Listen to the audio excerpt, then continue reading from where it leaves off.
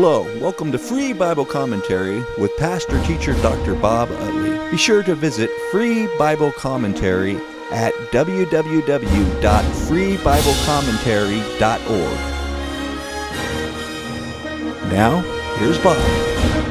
We're going to be looking at the experience of the crossing of the Red Sea. It begins in your Bible in Exodus chapter 13, verse 17, through the end of 15. Notice, if you would, the geographical locations that are mentioned in the last few verses of chapter 13. Now it came about when Pharaoh had let the people go that God did not lead them by way of the land of the Philistines. Well, this is an anachronism because the Philistines weren't there yet.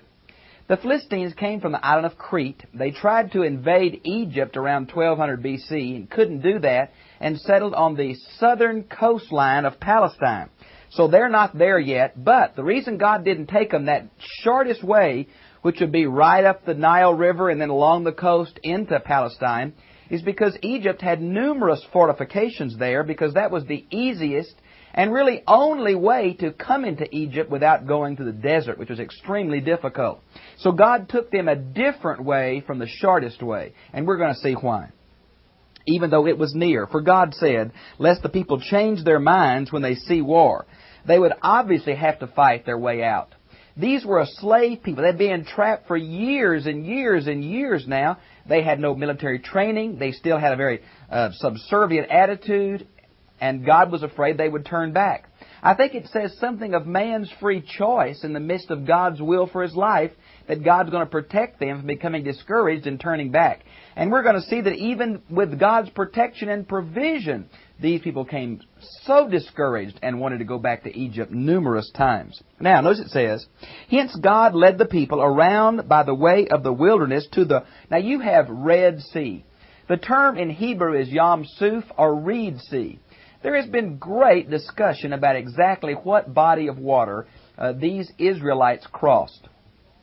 Depending on what theory you hold, whether up north, the marshes close to the Mediterranean Sea, or somewhere in the middle, the Bitter Lakes, or what is known today as the Red Sea, maybe the top of that, depending on which one of those theories you have, is where you put these cities. We do not know where all of these cities are. I think probably the best one is Baal Zephon, and we're not 100% sure of that, but the rest of them, we're not certain at all, and so it's very dubious.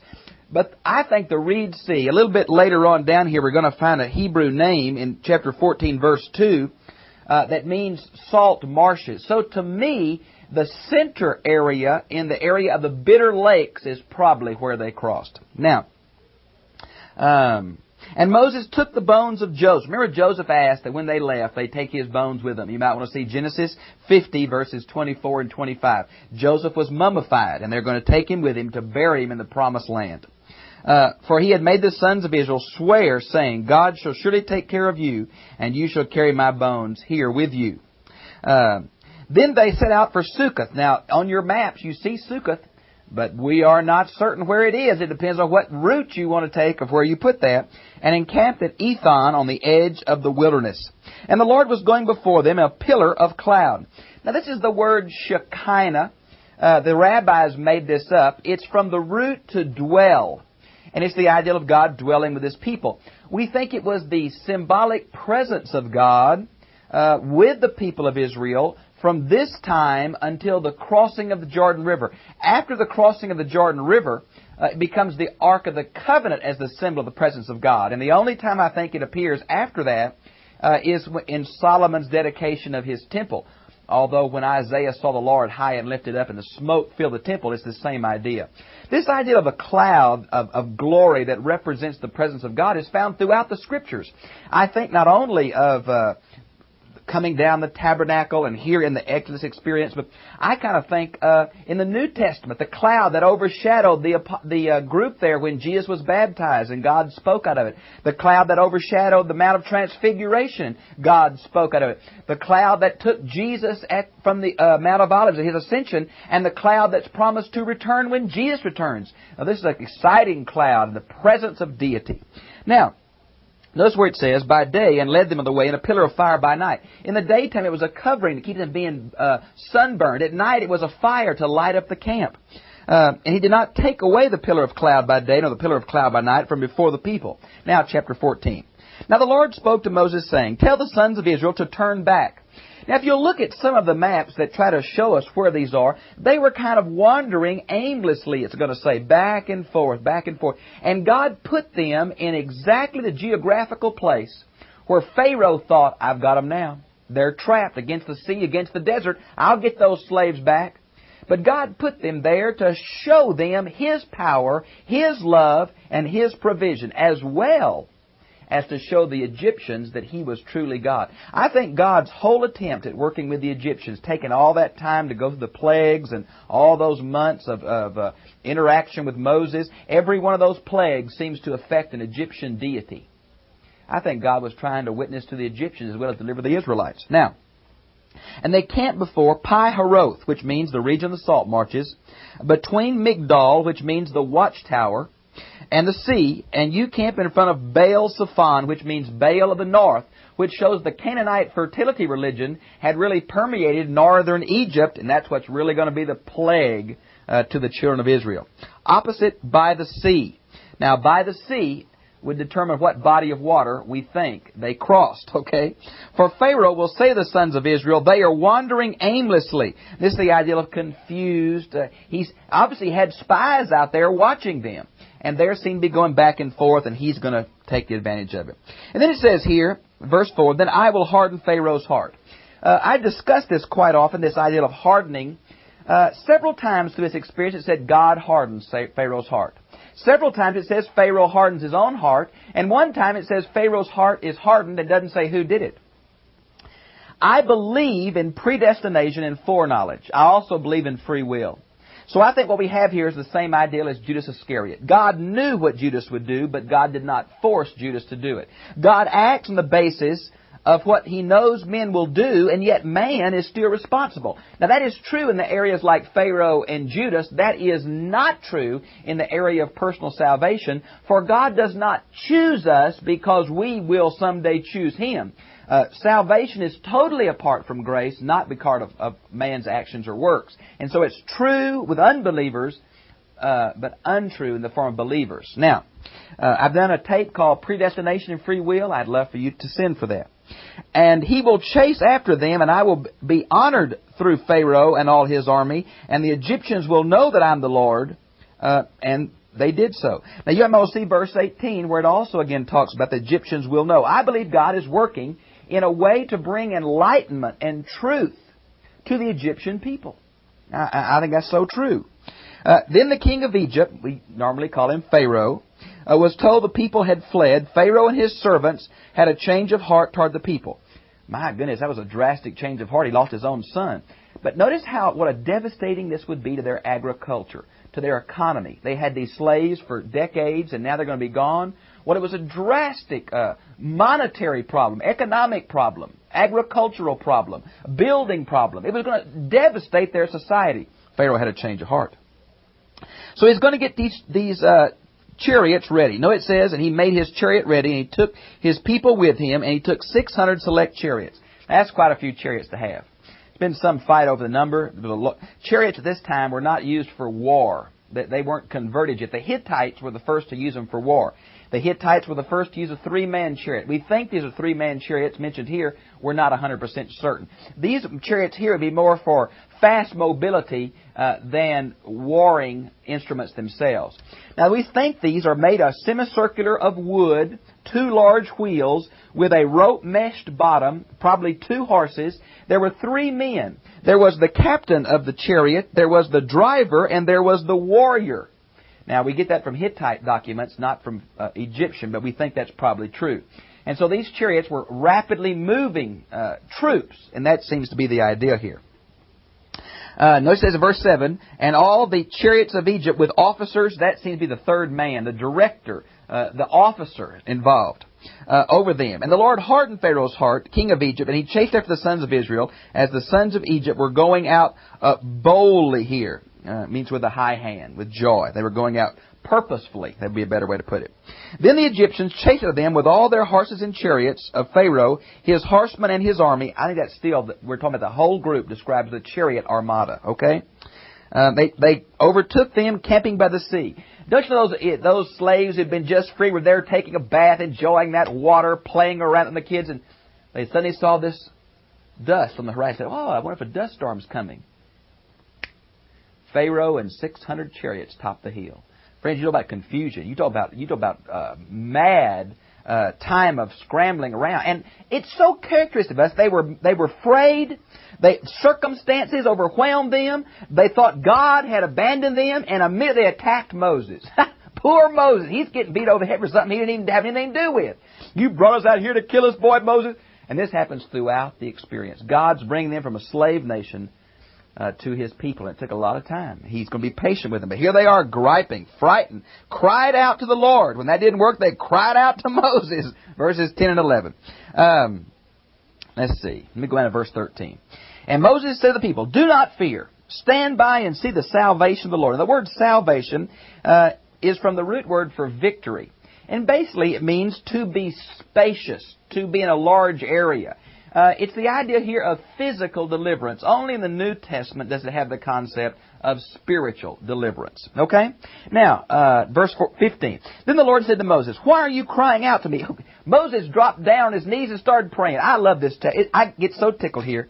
Here is all these chariots coming, and Moses falls down and prays. And God, there's a time to pray and a time to get on with it. And God says, "Moses, this ain't no time to pray. I've already told you I'm going to bring you out. I already told you I'm going to do something. Now stand up and hold that rod over that sea." Isn't that funny? You know, I remember when I first became a pastor, I'd ask folks to help me, and they'd say, "Oh, Bob, we'll pray about it." And they've been praying now for 10 years, still praying. Friends, I want to tell you, there's a time to pray, and there's a time to get on with the will of God. And God says, "Moses, get up and do something, friend. Praying time's over." And so he lifted his staff and stretched it out, hand over the sea, and divided it, and the sons of Israel go through in the midst of the sea. Now, verse 18, the mention again about God working with the Egyptians. Look at verse 19. We have the angel of the Lord and also the pillar of cloud. Now, verse 19 seems to be two different things. The angel of the Lord is one thing and the pillar of the cloud is another. But I really think, theologically, they're probably the same thing. The angel of the Lord here is that personification of God that happens so often. The burning bush, it says the angel of the Lord came up the burning bush and God spoke out of the bush. And there's that dichotomy all the way through here about God being the angel of the Lord, and yet it being God. Now, the pillar of cloud was for two reasons. It separated the army of Egypt from the Israelites, and I also think it probably kept the Israelites from surrendering that night, too. Matter of fact, we're in the middle of the night here, as I'll show you in just a minute. Okay, the angel of the Lord that moved back behind to separate those two armies. So it came between the camp of Egypt and the camp of Israel, and there was the cloud along with the darkness. Along with the darkness, it was probably darkness to Pharaoh and his men, but light to the children of Israel. And yet gave light at night. And thus the one did not come near the other all night. And Moses stretched out his hand. Now look at verse 21 for me. I want to show you something. Here are three agencies. Moses stretched out his hand. God caused an east wind to blow. Now here we have human instrumentality, the power of God. We've got natural means with supernatural timing. Now the water walled up on two sides, but it took all night. The east wind piled up one wall. But what about the other wall? Who piled that up? The other thing is the east wind blew for several hours to dry the bottom out so they could walk across. Now I saw Cecil B. DeMille's picture too, where boy, he does that and but it took all night long. Matter of fact, they're going to leave between 2 a.m. and 6 a.m. Look at verse 24. The morning watch. It was the middle of the night when they walked through that sea. They took all that time for God to do it with natural means. He does many things with natural means, with a supernatural timing and supernatural emphasis. Now, by the way, the Egyptians would have seen God miraculously manipulating the sea as a reference to the creation myth of God handling chaos or the waters of the deep. Now, notice what happened. The waters were like a wall to them on the right and on the left. Boy, it was majestic. Wouldn't you like to have been there? I hope God kept a videotape of this. And the Egyptians pursued them and their horsemen. And it came about in the morning watch. The Lord looked down the army of the Egyptians through the pillar of fire and the cloud. See, God's in that cloud, not just the angel of the Lord. And the Lord said to Moses, "Stretch out your hand over the sea, the waters may come back." Moses did it, and the Egyptians were fleeing right into it when the Lord overthrew the Egyptians in the midst of the sea. Now, this word overthrew, we learn from Jewish literature that this is the same root as the term Shinar, which means Babylon, that's related to the Tower of Babel. And the Jewish rabbis say the same power that split the languages is the same power that overthrew the Egyptians. And I think that's probably true. So all these Egyptians drowned. Some say, well, if it's a marshy deal, the miracle was that God drowned that many Egyptians in just a few inches of water. Well, however He did it, He did it. And notice it says in verse 30 that Israel saw the Egyptians dead on the seashore. They floated to the top, and the east wind blew them to the shore. Notice, the Israelites had no armor. They had no swords. They had no spears, no bows.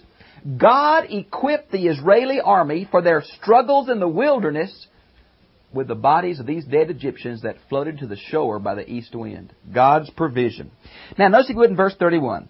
Then Israel saw the great power which the Lord had used against the Egyptians. The people feared, or really revered, the Lord, and they believed in the Lord and His servant Moses. God is confirming Moses' leadership, and God's confirming His faith in them. Jesus did this same thing many times for the disciples toward the end of His life. He would tell them what was going to happen so that they might believe. Now, they already believed in Him. There's a way of encouraging their faith, and that's what God is doing to the Egyptians right here. Now, chapter 14 is a prose section of this account, and chapter 15 is a poetry section of the same account. And here we have a good example of ancient Hebrew poetry. The rhyme is not in sounds, but in thoughts. And we have Moses here in 1 through 18, and Miriam in 19, and I think down probably through 26, or through 21 anyway. Well, here we have these two songs, and it's poetry. Notice it says, the horse and the rider He has hurled in the sea. This is the idea of chariots, not just cavalry, but the chariots were, their tires bogged down in the soft mud. It was dry enough for the people to walk across, and some carts, but not enough for these heavy chariots. Notice it says in verse 2, they see my salvation. Remember the word salvation and deliverance, the same Hebrew words. It means physical deliverance, okay? Notice in verse 2, my Father's God, and I will extol Him. Here's the ideal of link to the patriarchal promise of Abraham, Isaac, and Jacob again.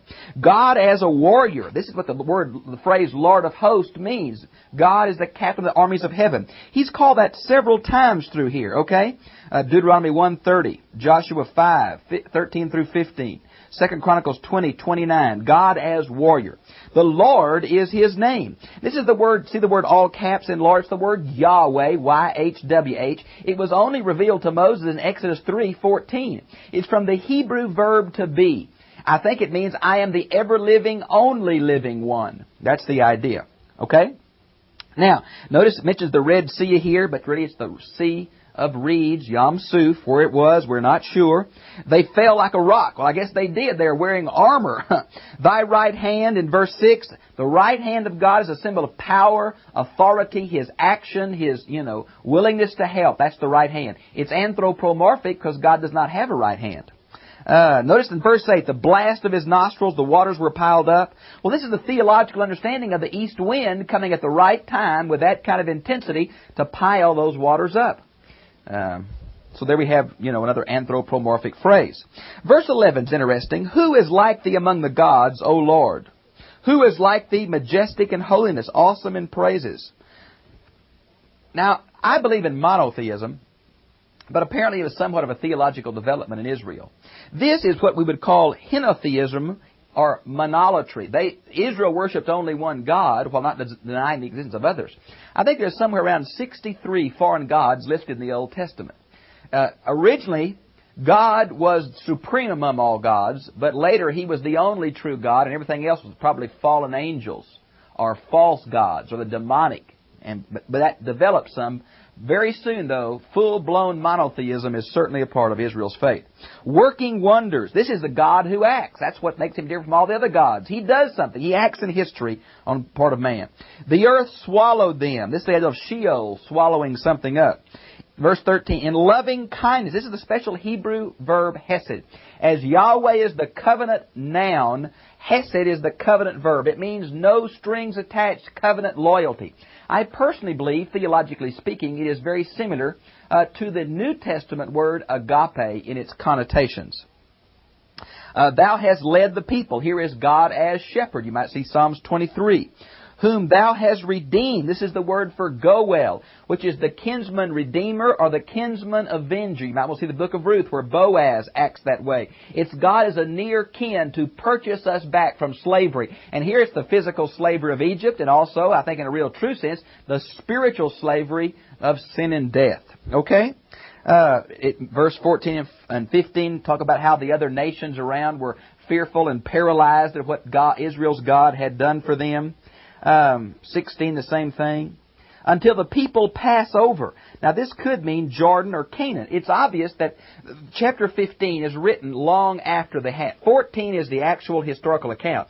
15 is written later because it includes the conquest. So I think as Moses had time to reflect, maybe later in this 40-year period, before the children of Israel crossed over the Promised Land, Moses wrote it down, and Miriam too.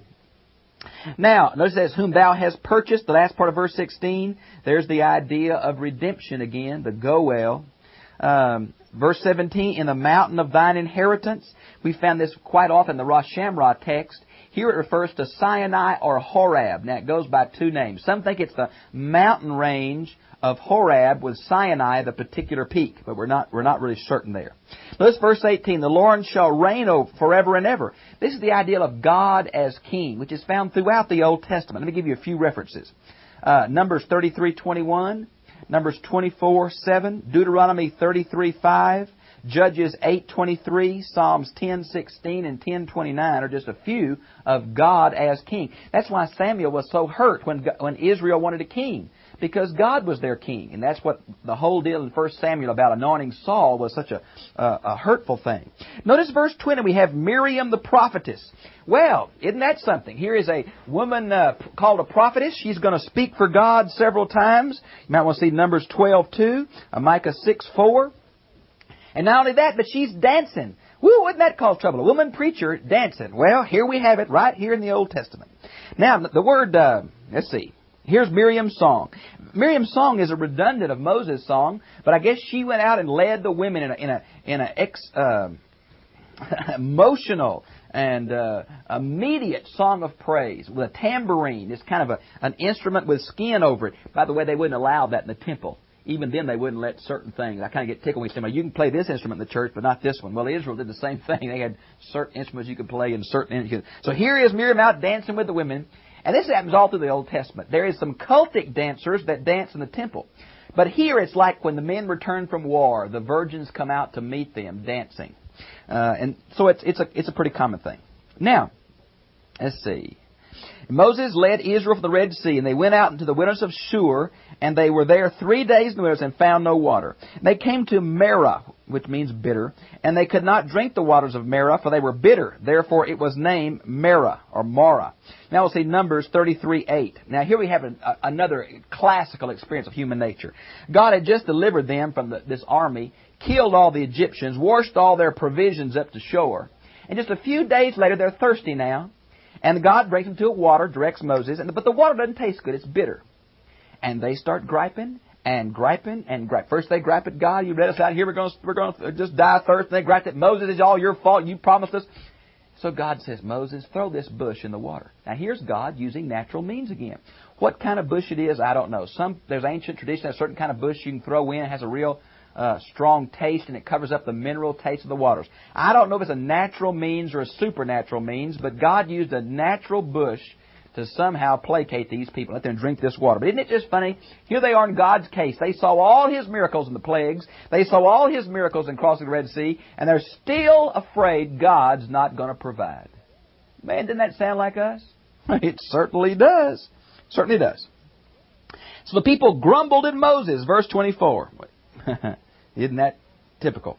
And he cried out to the Lord, and the Lord showed him a tree. Moses cried at God, and God said, there's a tree. Sound like a sequence I'm familiar with.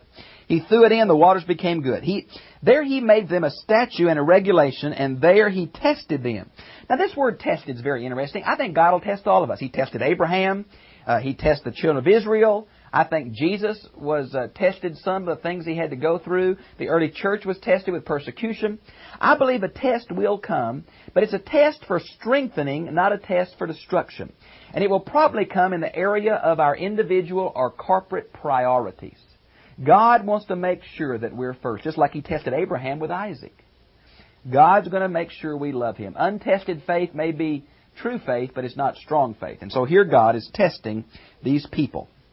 And He said, if you will give earnest heed to the voice of the Lord your God, and do what is right in His sight, and give ear to His commandments, and keep His statutes, then I will put none of the diseases on you which I have put on the Egyptians. For I am the Lord your healer. And here's the great promise of God, His protector and healer. And this is probably a precursor thought of Deuteronomy 27 and 28, the cursings and the blessings. If they keep God's law and follow His ways and live in a relationship with Him, that He'll bless them. If they don't, He'll curse them. This is the same idea here. If you follow me, I won't do to you what I did with the Egyptians. I'll be your sustainer, protector, and healer. And I will tell you, I'm glad God is that kind of a God. You say, well, you believe in healing? Well, you bet I do. I believe in a supernatural God. I don't understand it all.